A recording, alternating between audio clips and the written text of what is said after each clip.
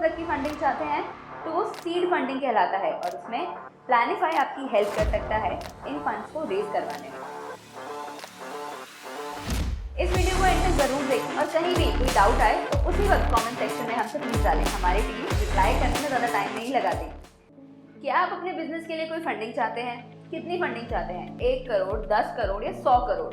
इन stages के लिए प्लानिफाई लाया है अपना फंड रेजिंग प्रोसेस और उनके स्टेजेस। नमस्कार, मैं मानसी स्वागत करती हूँ आपका आज की वीडियो में। दोस्तों, आज की वीडियो में हम समझेंगे सीड फंडिंग के बारे में। तो चलिए पहले इन टर्म्स को समझते हैं। सीड मतलब बीज या दाना, कोई भी जो किसी भी पौधे को ग्रो करने में हेल्प करता है। और फंडिंग मीन्स पैसा रेज करवाना थ्रू डिफरेंट मोड्स, जैसे कोई बैंक से लोन लेता है, कोई अपने दोस्तों से, तो कोई इन्वेस्टर से। अब इन दोनों वर्ड्स को अगर हम एक साथ समझें तो इसका मतलब है ऐसे इन्वेस्टमेंट जो किसी भी फर्म में की जाए जो मोस्टली इनिशियल लेवल पर की जाती हो। सीड फंडिंग को हम सीड कैपिटल इन्वेस्टमेंट भी बोल सकते हैं। इस वीडियो को एंड तक जरूर देखें और कहीं भी कोई डाउट आए तो उसी वक्त कमेंट सेक्शन में हमसे पूछ डालें। हमारी टीम रिप्लाई करने में ज़्यादा टाइम नहीं लगाती। मैं आपको तीनों राउंड्स के बारे में आने वाली कुछ वीडियोस में बताऊंगी, लेकिन आज की वीडियो में हम बात करेंगे पहली स्टेज सीड फंडिंग और उसके फेजेस के बारे में। अगर मैं स्टार्टअप्स के बारे में बात करूं तो आजकल के टाइम में तो स्टार्टअप इकोसिस्टम इतना वास्ट है कि देश भर में बहुत से स्टार्टअप आते रहते हैं। कुछ सक्सेसफुल होते हैं और कुछ नहीं। तो आप अपने बिजनेस को कितना सक्सेसफुल बनाने के लिए कितनी फंडिंग चाहते हैं? अगर आप 1 करोड़ तक की फंडिंग चाहते हैं तो वो सीड फंडिंग कहलाता है और उसमें प्लानिफाई आपकी हेल्प कर सकता है इन फंड्स को रेज करवाने में। जहां पर कंपनी जो अर्ली रेवेन्यू की स्टेज पर है, जैसा आप में से किसी ने अभी अपनी कोई कंपनी स्टार्ट की है, ज़्यादा टाइम नहीं हुआ है, 2-3 साल ही हुए हैं और रेवेन्यू अर्निंग भी इनिशियली है 10 करोड़ के आसपास का है, और उस स्टेज पर अगर आपको फंड्स की ज़रूरत है तो हमारा ये प्रोडक्ट सीड फंडिंग आपके लिए एकदम परफेक्ट है।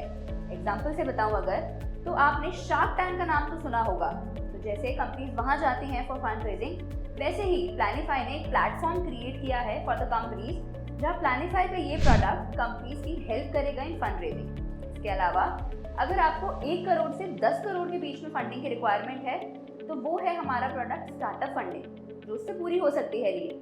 और अगर 10 करोड़ से ऊपर की फंडिंग अगर आप लोग चाहते हैं तो वो ग्रोथ फंडिंग का पार्ट बनेगी, क्योंकि इस स्टेज में कंपनी एस्टैब्लिश हो चुकी होती हैं और फंडिंग अमाउंट मेनली अपनी एक्सपेंशन के लिए यूज करते हैं। बाकी की 2 स्टेजेस के बारे में भी मैं आने वाली वीडियोस में आप लोगों को जरूर बताऊंगी, तो प्लानिफाई का साथ आगे तक देना मत भूलिएगा। चलिए वीडियो की ओर बढ़ते हैं और बात करते हैं सीड फंडिंग और उसके पूरे प्रोसेस को समझते हैं। पूरे प्रोसेस में प्लानिफाई के पास first phase is pitch deck. Pitch deck में हमने इन्वेस्टर्स के पॉइंट ऑफ व्यू से उनकी प्रॉब्लम्स और उनके सॉल्यूशंस के बारे में बताया है। टोटल मार्केट साइज क्या है उन कंपनीज का, प्लस आपकी ऑर्गेनाइजेशन उस मार्केट में कहाँ स्टैंड करती है, आपकी कंपनी के फ्यूचर एस्पेक्ट्स क्या हैं। ऐसी बहुत सी चीजें हमारी एक्सपर्ट टीम आपकी कंपनी की पिच डेक के लिए प्रिपेयर करती है पूरे सिस्टमैटिक तरीके से। इस सेक्शन में आपको कंपनी की प्रॉपर प्रोजेक्शंस और वैल्यूएशंस भी इंक्लूड की जाती हैं। इसी सेक्शन में हम इन्वेस्टमेंट डेक को भी इंक्लूड करते हैं, क्योंकि ये पिच डेक का ही एक सिनॉप्सिस या टीजर काइंड ऑफ हम बोल सकते हैं। वो होता है जिसमें एक क्रिस्प तरीके से सारी इन्फॉर्मेशन अवेलेबल होती है। ये पूरा सीड फंडिंग का फेज 1 होता है। अब फेज 2 जो है video deck. Audio visual mode हमेशा से ही सबसे ज़्यादा इफेक्टिव साबित हुआ है। तो अगर कोई भी इन्वेस्टर आपकी कंपनी के बारे में एक वीडियो के फॉर्मेट में देखेगा तो वो उसे ज़्यादा अच्छे तरीके से क्लियर हो पाएंगी, तो वहाँ उन्हें चीज़ें ज़्यादा अच्छे से क्लियर हो पाएंगी और समझ भी आएंगी। अब जैसे कि मैं आपके सामने वीडियो फॉर्म में बात कर रही हूँ, यही चीज़ अगर आपको लिखी हुई दी जाए तो शायद आप ना पढ़ें। तो वीडियो डेक बनाना बहुत ज़रूरी है, जहाँ इन्वेस्टर्स आपकी कंपनी के बारे में अच्छे से समझ पाएंगे। थर्ड फेज है फंड रेजिंग इवेंट, जहाँ इन्वेस्टर्स और कंपनीज आमने सामने होंगी to pitch them about the companies. ये इवेंट ऑफलाइन और ऑनलाइन दोनों मोड में ही किया जा सकता है। फोर्थ है इक्विटी रीस्ट्रक्चरिंग, जिसमें हम शेयर को रीस्ट्रक्चर करेंगे। जो अमाउंट रेज हुआ है उसके शेयर्स इशू करने हैं, शेयर का कैपिटल स्ट्रक्चर क्या होगा, उसको कैसे ठीक करना है, तो ये सब इस फेज में इंक्लूड होगा। अब बात करते हैं कुछ FAQs के बारे में जो जनरली हमारे पास आते हैं। एक क्वेश्चन जो लोग हमसे पूछते हैं वो ये है कि हाँ, हमारे पास एक बिजनेस आइडिया तो है, लेकिन उस आइडिया के बेसिस पर क्या मुझे फंडिंग मिल सकती है? तो हमारा आंसर ये होगा कि कोई भी इंडिविजुअल जिसके पास एक बिजनेस आइडिया है, उन्हें सबसे पहले इंक्यूबेटर्स या एक्सीलरेटर प्रोग्राम्स को ज्वाइन करना चाहिए। ये ऐसे प्रोग्राम्स होते हैं जो स्टार्टअप्स को इन्वेस्टर्स और मेंटरशिप के अंडर सपोर्ट करते हैं। इंक्यूबेटर्स वो प्रोग्राम्स होते हैं जो स्टार्टअप्स को अपना बिजनेस ग्रो और स्केल करने में हेल्प करते हैं नई नई इनोवेशंस के साथ। ये programmes generally 12 weeks to 26 weeks के बीच में होते हैं। Depending upon your business ideas and their complexity. तो कहने का मतलब ये है कि जब आपके पास एक वायबल प्रोडक्ट अवेलेबल हो तो उसे आप हमारे पास लेकर आ सकते हैं rather than the only business idea which are only on papers। Next common question is हम फंडिंग किससे करवाते हैं? तो इसके लिए प्लानिफाई के पास 2-3 ऑप्शंस अवेलेबल हैं। फॉर एग्जांपल 1 करोड़ की फंडिंग की रिक्वायरमेंट है तो उसके लिए हमने 2 लाख ईच 50 टिकट्स क्रिएट कर दी हैं। तो कोई भी इन्वेस्टर अगर छोटा अमाउंट इस कंपनी में इन्वेस्ट करना चाहेगा तो वो स्पेसिफिक टिकट साइज के अकॉर्डिंग इन्वेस्ट कर सकता है। ऐसे ही किसी इन्वेस्टर को अगर ज़्यादा अमाउंट इन्वेस्ट करना है जैसे 10 लाख तो वो 5 टिकट्स पर इन्वेस्ट कर सकता है। इसी तरह हर इन्वेस्टर अपने अपने हिसाब से रेस टिकट में इन्वेस्ट कर सकते हैं।